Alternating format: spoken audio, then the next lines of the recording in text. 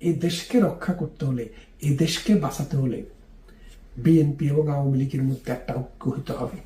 আমি জানি সেটা কঠিন। 2018 সালে আমি একটি প্রোগ্রামে বলেছিলাম যে বিএনপি এবং আওয়ামী লীগের মধ্যে ঐক্য ছাড়া এই বাংলাদেশে কখনো সুস্থ রাজনৈতিক ধারা তৈরি হবে না, এবং আমি আজকেও সেটা বিশ্বাস করি। সব ভেদাভেদ, অন্যায়, নির্যাতন, অত্যাচার যেই দল যাকেই করুক, সবকিছুকে এক পাশে রেখে জাতি এবং বাংলাদেশের স্বার্থে এই দুইটা দলকে এক হতে হবে। কারণ এই দুইটা দল ছাড়া বাংলাদেশকে কেউ রক্ষা করতে পারবে না, হয় আওয়ামী লীগ না হয় বিএনপি। এই দুইটা দল মুক্তিযুদ্ধকে ধারণ করে, মুক্তিযুদ্ধকে বিশ্বাস করে। মুক্তিযুদ্ধ বিরোধী কাজ অনেকেই করেছে, করতেই পারে, এটা তো আমরা আর বন্ধ করতে পারবো না। সময়ের প্রেক্ষাপটে নানা কারণে নানা সময় হয়েছে, কিন্তু আজকের যে অবস্থান, এই অবস্থানে বিএনপি এবং আওয়ামী লীগ যদি এক জায়গায় না আসে, বিএনপি পরবর্তীটা